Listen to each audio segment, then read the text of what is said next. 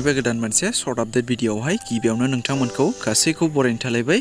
स' लोगोफोर दिनै बे भिडियोनि गेजेरजों नोंथांमोननि सिगाङाव बर'नि मोननै गोदानै फैनो गोनां मिउजिक भिडियोफोरनि सायाव सुंद' आपडेट लानानै फैलायबाय। स' नोंथांमोना बेफोर भिडियोफोरनि बागै आबुङै मिथिनो थाखाय भिडियोखौ जोबजासिम नायलांदो। स' गिबियावनो दङ एमबि प्रेजेन्ट बेनारनिफ्राय मोनाबिलि मुंनि मोनसे अफिसियेल गोदान मिउजिक भिडियो फैनो थांगासिनो दङ दे लोगोफोर। आरो बे मिउजिक भिडियोआवनो फाव खालामनायखौ नुनो मोनगोन मुचाहारी बर' आरो रिया बर' बिथांमोनखौ। आरो बिथांमोना दायो बे फैनो गोनां मोनाबिलि मिउजिक भिडियोनि अफिसियेल टिजार भिडियोखौबो एमबि प्रेजेन्ट चेनेलाव अलरेडि हगारनानै होखाबाय।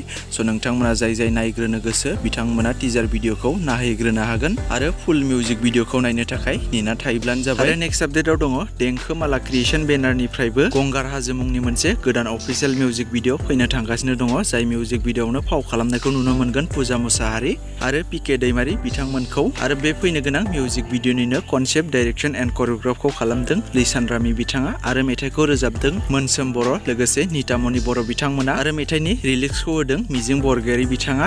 डिअपि आरो पस्ट प्रडाक्शनखौ खालामदों अनसु ब्रह्म बिथाङा। स' लोगोफोर नोंथांमोना बिथांमोननि बे गोदानै फैनो गोनां गंगार हाजो गोदान मिउजिक भिडियोखौबो बे साननैसोनि गेजेरावनो नोंथांमोना देंखो माला क्रिएशन चेनेलाव नुनो मोनसिगोन दे लोगोफोर। आरो दासान्दि बे फैनो गोनां मिउजिक भिडियोनिनो ससे मेथाइया गोबां ट्रेन्डिंबो सोलिगासिनो दङ। स' नोंथांमोना फेसबुकफोराव नुखादों जानांगौ। स' बिदिब्ला लोगोफोर दासिमनि सर्ट आपडेट भिडियोआ बेखिनियानोमोन। स' नोंथांमोना जाय नायनो थाखाय गोसो गुदुं बिथांमोना नेना थायोब्लानो जाबाय। स' भिडियोखौ नायनानै मोजां मोनदोंब्ला लाइक खालामदो आरो सोरबाफोर जुदि चेनेलाव दिनैसो गोदानै नायदोंब्ला बेफोरबायदिनो माखासे फैनो गोनां मिउजिक भिडियो आरो बर' सावथुनफोरनि बागै